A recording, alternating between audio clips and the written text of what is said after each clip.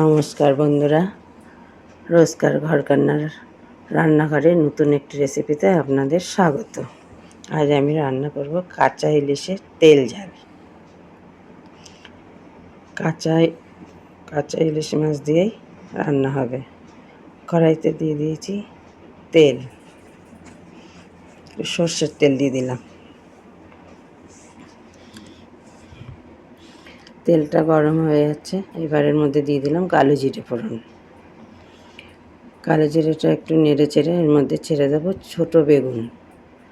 ছোটো বেগুনগুলোকে আমি একটু ছোটো ছোটো করে কেটে রেখেছি। ছোটো বেগুনগুলো দিয়ে দিলাম। বেগুনগুলো একটু হালকা ভেজে নেব। বেগুনগুলোর মধ্যে এবার দিয়ে দিচ্ছি একটু নুন।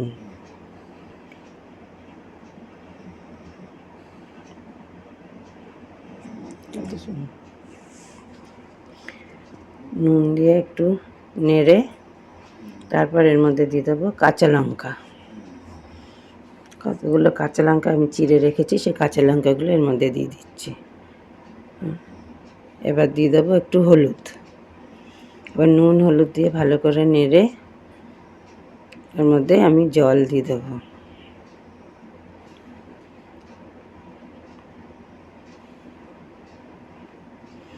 ভালো করে নেড়ে নিয়েছি, এবার দিয়ে দেবো জল। জলের পরিমাণটা একটু বেশি দেবো, যেহেতু কাঁচা মাছ, সেটা সেদ্ধ হতে সময় লাগবে। মাছটা তো আমি ভাজবো না। আমরা তো ভাজা মাছ করে কত ইলিশ মাছের ঝোল করে খেয়েই থাকি। তো কাঁচা মাছ দিয়ে এইভাবে বেগুন দিয়ে ঝোল করে খেয়ে দেখবেন, খুব সুন্দর লাগে। এই মাছগুলোকে আমি আগে থেকে নুন হলুদ মাখিয়ে রেখেছিলাম। ঝোলটা ফুটে উঠলে এই মাছগুলো এই ঝোলের মধ্যে আমি একটা একটা করে ছেড়ে দেব।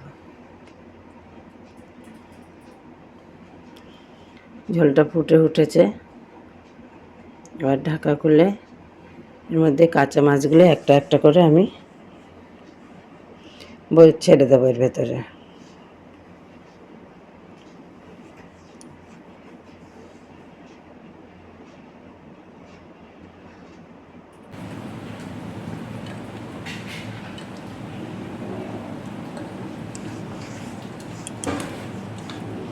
মাছগুলোকে সব একটা একটা করে জলের মধ্যে ছেড়ে দিলাম। এবার এটাকে একটু নেড়ে ঢাকা দিয়ে দেবো।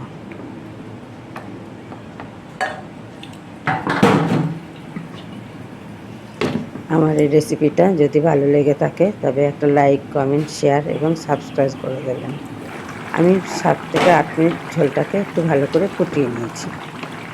মাছগুলো সেদ্ধ হয়ে গেছে, বেগুন সেদ্ধ হয়ে গেছে, ঝোলটাও পরিমাণ মতো আছে, রেডি হয়ে গেছে কিন্তু আমার কাঁচা মাছের তেল ঝাল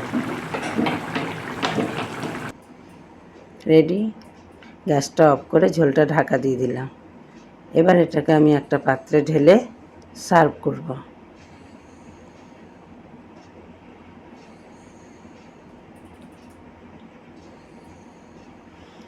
আমার রেডি হয়ে গেছে কাঁচা ইলিশের তেল ঝাল। আমার এই রেসিপিটা কেমন লাগলো জানাবেন। ধন্যবাদ বন্ধুরা।